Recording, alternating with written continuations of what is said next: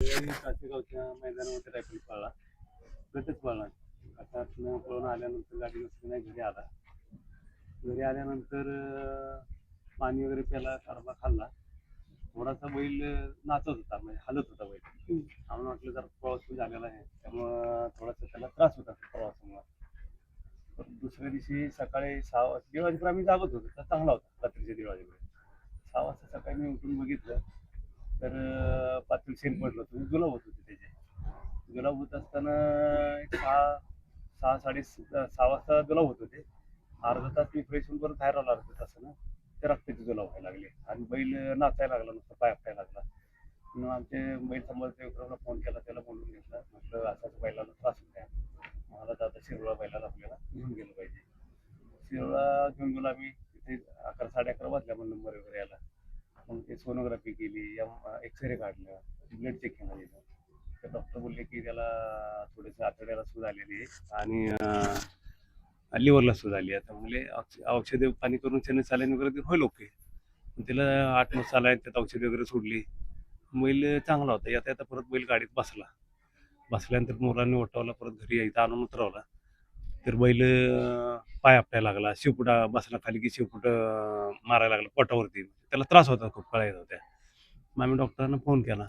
तर डॉक्टर म्हणायला लागले की त्याला एक ह्याचं थोडं पेन किलरचं इंजेक्शन द्यायला लावा डॉक्टरांना. घेतलं म्हणजे कराडच्या डॉक्टरांना फोन केला, वाईटल्या डॉक्टरांना बोलून त्याला आम्ही इंजेक्शन दिलं.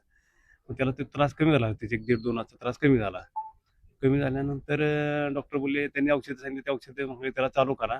त्याच्या पोटामध्ये गुठळ्या झालेल्या आहेत किंवा शेण पडत नाहीये, तर जाड शेण झाले, तर ते औषध दिल्यानंतर पातळ शेण त्याचं व्यवस्थित टॉयलेट चालू होईल, त्याचं शेण टाकाय चालू होईल. 2 दिवस आम्ही वाट बघितली, तर थोडं थोडं शेण टाकत होता, पण पातळ. आणि वॉशरूम लगेला चांगलं होत होतं त्याला. मग आम्ही काही जे औषध तिथेच कंटिन्यू ठेवली. परत काय त्याला म्हणजे कुठे मोठ्या हॉस्पिटल न्यावं किंवा चांगल्या डॉक्टर दाखवायची काही गरज वाटली नाही, कारण की डॉक्टर बोलले की 2 दिवसानंतर एकदम तो शेण द्यायला सुरुवात करेल आणि चांगला होईल बैल.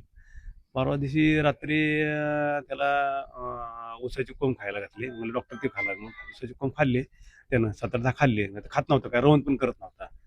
आणि कालच्या रात्रीमध्ये त्याचं अचानक पोट फुगलं. मग आम्ही डॉक्टरांना बोलून घेतलं. डॉक्टरांनी त्याला ट्रीटमेंट चालू केली, सलाईन चढवले. सलाईन चढवल्यानंतर आम्हाला वाटलं, डॉक्टर बोलले की उद्याच्याला आपण बघूया. नाही आता त्यांनी सर्व प्रकार सोडले, म्हणजे सर्व प्रकार वापरले की त्याला बरे करण्यासाठी, किंवा त्यांना शेण दिलं पाहिजे, टॉयलेट व्यवस्थित झालं पाहिजे म्हणून.